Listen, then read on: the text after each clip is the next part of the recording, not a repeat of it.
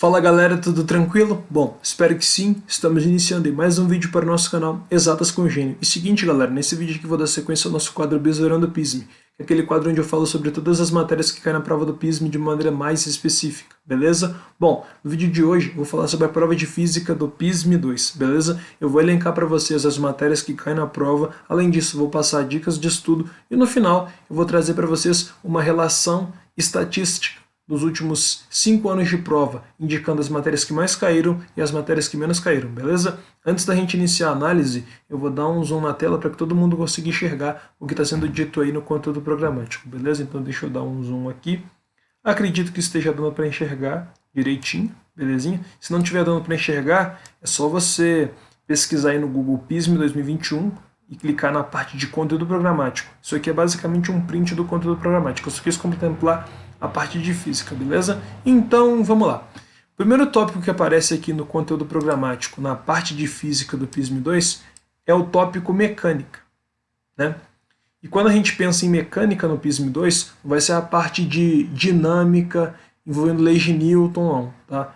A mecânica aqui, no caso, vai envolver a parte de rotações e fluidos. Quando a gente pensa em fluidos, a gente vai estar pensando em estática dos fluidos e dinâmica dos fluidos, a parte de hidrostática e a parte de hidrodinâmica, beleza? E quando a gente pensa em rotações, a gente vai estar pensando basicamente em momento de inércia, movimento circular, momento angular, conservação do momento angular, beleza? Se a gente olhar bem aqui, ó, está bem especificado aqui, ó, dinâmica das rotações, então a parte de momento angular, momento de inércia e tal, conservação do momento angular. Ó, hidrostática aqui, ó, densidade, pressão, variação de pressão num líquido em equilíbrio, princípio de Pascal, empuxo e princípio de Arquimedes. Beleza? Ó, a parte de vazão e equação da continuidade. Então, ó, essa parte de baixo aqui, ela contempla a parte de hidrodinâmica. Essa parte aqui de cima contempla a parte de hidrostática. E essa parte aqui inicial, ela contempla basicamente a parte de rotações. Momento de inércia, momento angular e conservação do momento angular, beleza? Aqui a gente tem os descritores que vão indicar basicamente como esses assuntos vão ser cobrados lá na prova, beleza? Vamos descer aqui um pouquinho? Vamos lá, ó. Bom, basicamente vocês vão ter que saber trabalhar com o seguinte, vão ter que saber diferenciar momento angular de momento de inércia, vão ter que saber calcular momento angular e momento de inércia, vão ter que saber relacionar momento angular com momento de inércia, já que são grandezas que são relacionadas, tem uma certa proporção entre elas, vão ter que saber trabalhar também com as questões lá que envolvem densidade, massa específica, pressão, aí tem lá pressão atmosférica, vidro fechado, vidro aberto e tal, aquelas questões também que envolvem lá recipientes, vasos comunicantes, empuxo, né, um fluido, né, lá a gente vai ter lá um certo fluido dentro de um recipiente. Se você emergir um corpo parcialmente, totalmente nesse fluido, a gente vai ter lá empuxo e tal. Então, basicamente, você vai ter que saber trabalhar bem com a parte de dinâmica das rotações, com a parte de hidrostática e também com a parte de hidrodinâmica. Geralmente, quando cai uma questão de hidrostática no PISM, eles geralmente vão cobrar algo em cima desses princípios, tá? Pode ser uma questão teórica, pode ser uma questão que envolve continha, tá? Geralmente eles alternam bastante, tá? Então tem ano que cai questão envolvendo teoria, tem ano que cai questão envolvendo cálculo, tá? Mas é importante você dominar bem as duas partes, beleza? Show de bola? Essa parte de hidrodinâmica, geralmente eles vão cobrar questões que envolvem vazão. Eu, particularmente, não me lembro de ter visto uma questão de hidrodinâmica que envolvesse equação da continuidade, porque é uma equação, né, um pouco complicada de memorizar, né? Tem vários termos, beleza? Então, essa parte inicial aí, basicamente vai englobar dinâmica das rotações, hidrostática e hidrodinâmica. Parte de hidrostática, basicamente vão cobrar os teoremas de Pascal, de Stevin e também o de Arquimedes. Parte de hidrodinâmica, basicamente vão cobrar a parte de vazão, aquela relação entre o volume escoado e o tempo para escoar o volume. Parte de dinâmica das rotações, geralmente eles vão trazer alguns exemplos básicos, como por exemplo, hélice de helicóptero, bailarina rotacionando com o braço aberto e o braço fechado, cadeira giratória, são as principais aplicações de momento angular e momento de inércia, beleza? Basicamente é assim que é cobrado na prova do PISM, beleza? Vamos à sequência para a gente ver outros tópicos que também são cobrados na prova. Deixa eu descer um pouco.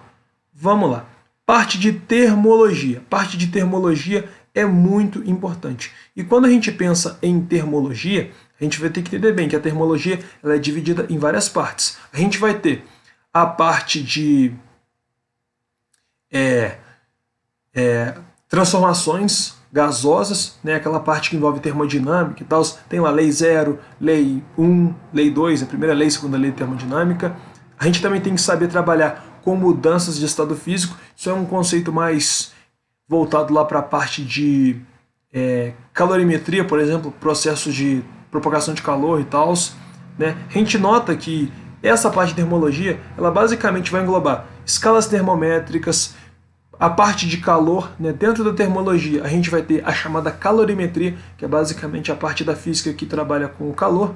A gente vai ter lá calor latente, calor sensível, calor específico, beleza? Nessa parte de termologia aqui, a gente vai ter que saber basicamente trabalhar com as escalas termométricas, vai ter que saber trabalhar bem com cálculo de calor. A gente pode ter calor latente, calor sensível. A gente vai notar que existe uma diferença entre o calor latente e o calor sensível. Tem o calor específico, que é uma propriedade que cada substância vai apresentar, cada substância vai ter um certo calor específico, beleza? Aí depois vai ter lá as leis da termodinâmica, lei 0, primeira lei e segunda lei, belezinha? Vai ter lá também o tal do ciclo de Carnot, rendimento, trabalho, são coisas que a gente vai ver basicamente nessa parte de termologia, belezinha? Então, vou grifar aqui com vocês, parte de termologia, tá? Então, termologia vai abranger basicamente parte de escalas termométricas, parte de calorimetria e também a parte de gases ideais, né? Que envolve basicamente transformações gasosas e essa parte de trabalho também, tá bom? Então, ó, isso aí tudo foi mencionado conforme eu falei, tá bom? Se a gente olhar aqui os descritores, vai ser exatamente isso que eu falei, ó. Definir a temperatura de um corpo, isso é medido utilizando diferentes escalas termométricas, então a gente tem que saber converter bem as temperaturas. A gente tem que saber converter uma temperatura da escala Fahrenheit para a escala Celsius, da escala Celsius para a escala Kelvin, beleza? Bisu importante, não existe graus Kelvin, existem os graus Fahrenheit e graus Celsius, mas não existe graus Kelvin, tá bom? Então a gente tem que saber converter bem as temperaturas. A gente também tem que saber trabalhar com dilatação, é uma coisa que eu já ia me esquecendo, o descritor aqui já me lembrou disso, né? Existe a chamada dilatação linear, a chamada dilatação superficial e também a dilatação volumétrica. Beleza? Bom, o PISM ele cobra tanto a dilatação dos sólidos quanto a dilatação dos líquidos. Se a gente reparar bem aqui, ó, dilatação dos sólidos e dos líquidos. A gente vai ver que a dilatação dos líquidos ela vai ser um pouco peculiar, porque a gente vai ter uma coisa chamada dilatação aparente, que é algo que a gente aparentemente vai achar que é dilatação, mas na verdade não é. Beleza? Se a gente olhar bem aqui também, ó, fala que a gente tem que saber trabalhar com gases ideais, tem que saber trabalhar com as transformações gasosas. A gente vai ter lá a transformação isotérmica, isobárica, isovolumétrica, também chamada de isocórica e isométrica, e ainda vai ter a chamada transformação adiabática, beleza? Isso aí tudo é mencionado nessa parte de termologia, beleza? Além disso aqui, a gente também tem que saber trabalhar com os processos de propagação de calor, tem que saber diferenciar um processo de propagação por condução, de um processo de propagação por convecção, de um processo de propagação por radiação. O calor pode ser propagado basicamente de 3 formas: condução, convecção ou irradiação. A gente tem que saber diferenciar bem esses 3 processos. O PISM geralmente, quando cobra propagação de calor, ele faz uma analogia aos principais métodos de propagação. Então, geralmente ele vai pegar um exemplo e vai pedir para você associar. Por exemplo, se você pega uma barra de metal e você esquenta uma extremidade dessa barra de metal, você vai notar que com o passar do tempo a outra extremidade vai se aquecer. Por quê? O calor ele vai ser conduzido de partícula para partícula. Nesse caso a gente tem uma transmissão por condução. Se a gente, por exemplo, pensa num ar-condicionado e num ar-condicionado, né, um ar-condicionado no aquecedor, né? Aí a gente vai ter a propagação do calor por convecção. A gente vai ter que levar em consideração a questão da densidade do ar. O ar frio ele é mais denso, então ele tende a descer. O ar quente ele é mais leve, então ele tende a subir. Então, essa parte aí de processo de propagação de calor você tem que saber diferenciar bem, né? A parte de trabalho, né? Vocês vão ver que o trabalho ele está relacionado com a pressão e também com a variação de volume, tá? Bom, vocês também vão ter que saber trabalhar bem com a parte de leis da termodinâmica. Tá? Geralmente, quando cai uma questão de termodinâmica no PISM, eles vão te fornecer um gráfico, aí você vai ter que obter informações a partir desse gráfico, como por exemplo, trabalho, energia interna, variação de energia interna, belezinha? Em alguns casos o trabalho vai ser nulo, em alguns casos o fluxo de calor vai ser nulo. Isso aí vocês vão ver tudo com mais calma lá na parte teórica em si, beleza? Eu não vou aprofundar muito aqui porque esse não é o foco do vídeo, é só mostrar para vocês como é cobrado mesmo, beleza? Show Show de bola? Então, vamos descer aqui um pouquinho. Se não me engano, essa é a última parte de matérias que cai no PISM, né, que é a parte de ótica geométrica. E eu confesso para vocês que essa é a matéria que gera mais dúvida nos alunos, né? Os alunos têm mais dificuldade nessa parte de ótica, porque a parte de ótica é uma parte que demanda muito de uma base em geometria. O camarada que, por exemplo, não sabe trabalhar com trigonometria, não sabe trabalhar com semelhança de triângulos, ele vai ter uma puta dificuldade aqui, né? E a parte de ótica, por ter lá a questão dos espelhos, das lentes, ter lá os casos onde você vai ter um objeto no centro de curvatura, entre foco e centro de curvatura, entre foco e centro do espelho, isso aí gera muita dúvida nos alunos. Mas essa parte de ótica, ela não é tão aprofundada assim no PISM, tá? Porque existem outros concursos que aprofundam ainda mais essa questão da ótica geométrica, tá? O que é cobrado de ótica geométrica no PISM, Eugênio? Cara, o que vai ser cobrado de você? Basicamente, os princípios da ótica, princípio da propagação retilínea da luz, princípio da propagação independente dos raios de luz, a parte de princípio da reversibilidade, tá? Isso é uma aplicação bem básica. Se você olha para um espelho e consegue enxergar uma pessoa, a pessoa também consegue enxergar. Isso aí está relacionado com o princípio da reversibilidade da luz, tá? Além disso, você vai ter que trabalhar com os principais processos, né, ópticos, como por exemplo a reflexão da luz, que é basicamente o processo onde a luz incide em um meio e depois volta para o seu meio de origem. Depois você também vai ter que saber trabalhar com a parte de refração da luz, tá? E basicamente você vai ter que saber trabalhar também com os espelhos, né? Vai ter lá espelho plano, espelho esférico. Além disso, vai ter lá também as lentes. A gente vai ter lá lente convergente, lente divergente, lente de borda fina, lente de borda grossa. O que é cobrado em si, Eugênio? Bom, geralmente eles vão te dar um espelho ou uma lente e vão colocar um certo objeto no plano do espelho. O que eles vão te perguntar? Eles vão te perguntar as características da imagem, como por exemplo, se a imagem é virtual, se ela é real, se ela é invertida, se ela é direita. Bizu, se a imagem é virtual, ela vai ser direita. Se a imagem é real, ela vai ser invertida. Beleza? Tranquilo? Show de bola? Bom, além disso, eles também cobram a parte de funcionamento do olho humano. Então você vai ter que também saber trabalhar bem com a parte de como a luz chega nos nossos olhos, como a gente consegue enxergar, né, por meio da luz, né? Aí isso daí já é algo mais aprofundado, né? Eu particularmente não vi uma questão específica sobre isso. Na maioria das vezes que eles vão cobrar? Eles vão cobrar uma aplicação em cima do olho humano, mas eles vão relacionar, por exemplo, com uma questão que envolve, sei lá, cálculo de foco, distância focal, abscissa. Então, é algo que vocês vão conseguir relacionar, provavelmente. Além disso, cobra a parte de ótica da visão, aquelas questões que envolvem, por exemplo, doenças, miopia, astigmatismo, hipermetropia. Isso aí é muito cobrado na prova. Então, se você souber, por exemplo, o tipo de lente que cada doença tem que usar, para corrigir, já vai te ajudar bastante. Nos últimos anos caiu 2 questões desse tipo aí na prova, tá? Eram questões que você basicamente lembrasse o tipo de lente, você matava a questão, beleza? Então galera, essa parte de ótica é basicamente isso, tá bom? Eles nem se aprofundam tanto, tá? Algumas questões, alguns vestibulares mais aprofundados, eles cobram aplicações mais complexas, como por exemplo, lâmina de faces paralelas, prisma óptico. Isso daí não cai no PISM, tá? Até é bom eu ressaltar isso, porque muitos alunos estudam assuntos que nem caem na prova. Beleza? Show de bola? Beleza. Vamos descer aqui um pouquinho, agora a gente vai ver a estatística da coisa. Vamos descer aqui.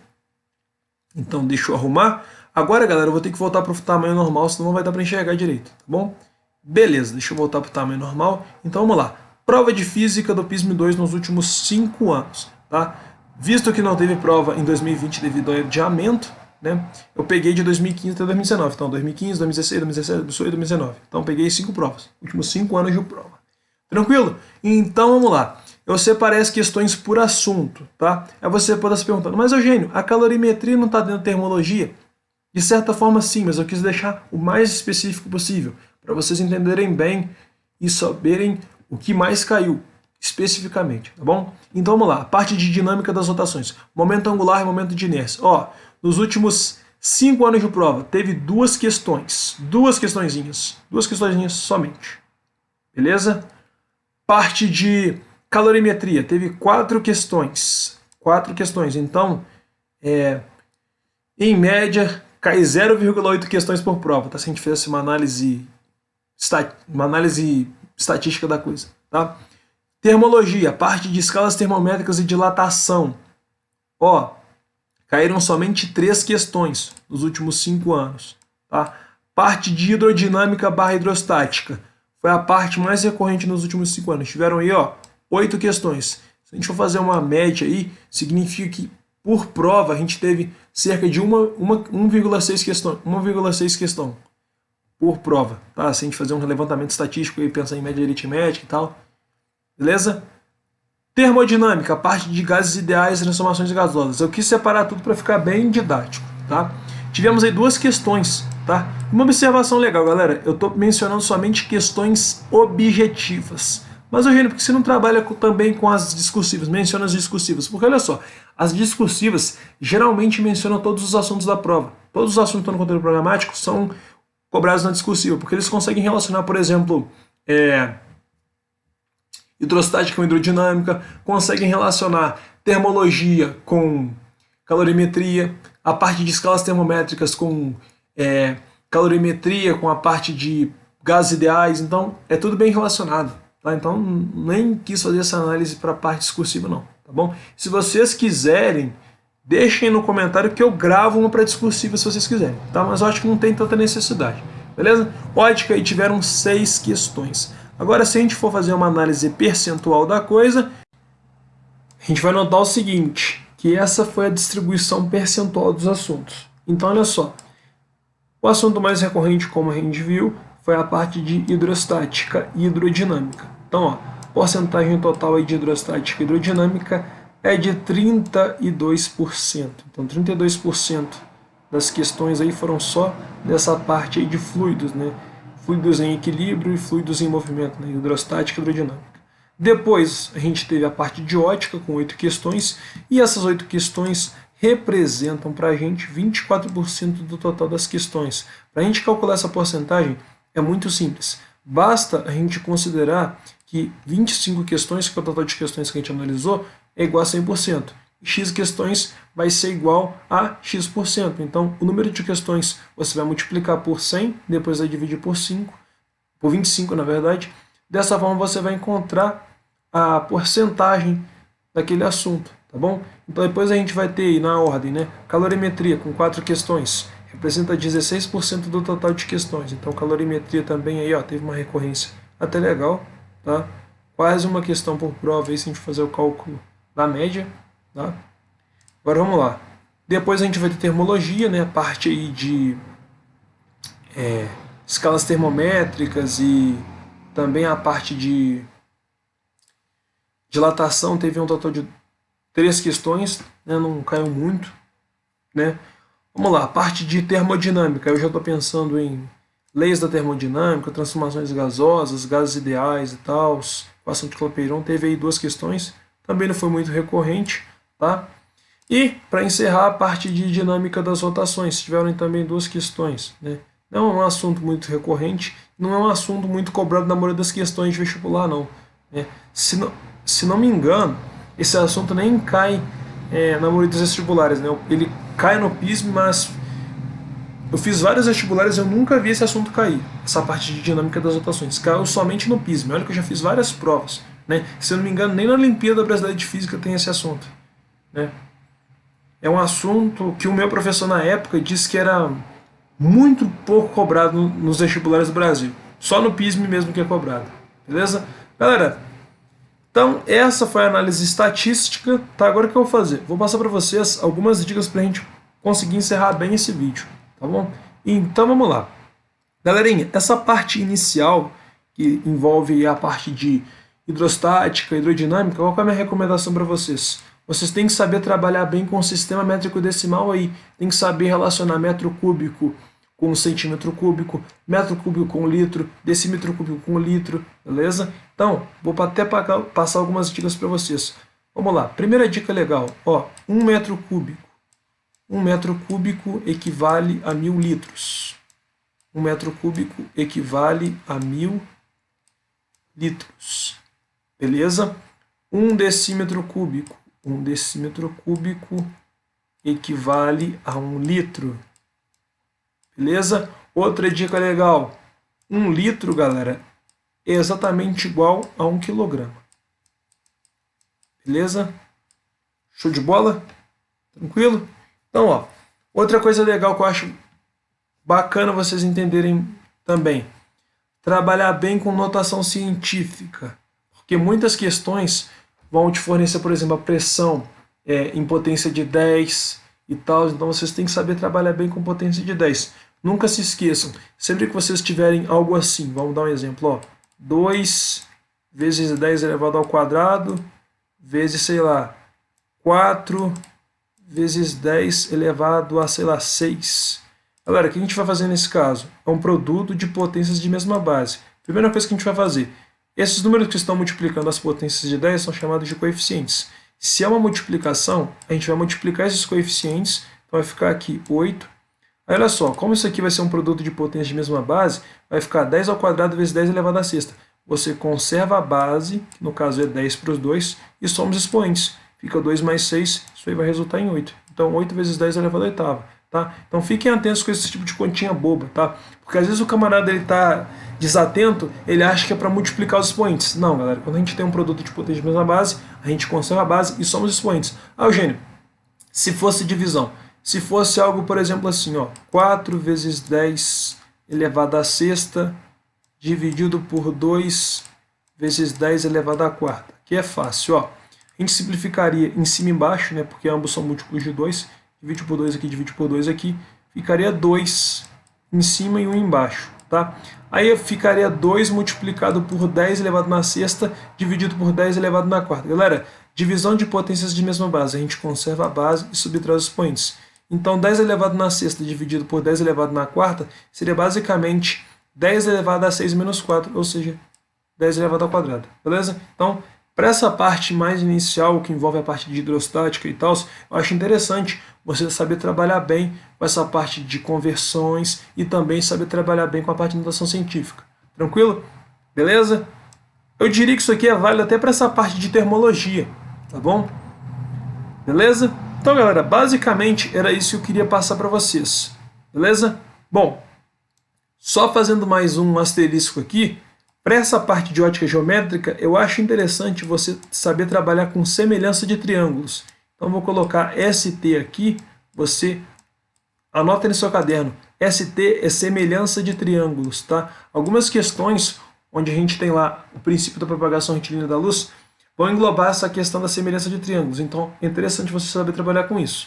Beleza? Galera, no mais, era basicamente isso que eu queria passar para vocês. Espero do fundo do meu coração que vocês tenham gostado do vídeo e, sobretudo, entendido aí como estudar bem a parte de física para o PISM 2. Se você gostou do vídeo, deixa aí o seu like, deixa o seu comentário. Se você quiser sugerir um tema, você pode deixar no comentário, pode mandar lá no direct da página, que na medida do possível eu vou procurar responder todos vocês. É isso, valeu, fiquem com Deus, não se esqueçam, fé na missão, foco na aprovação, tamo juntão.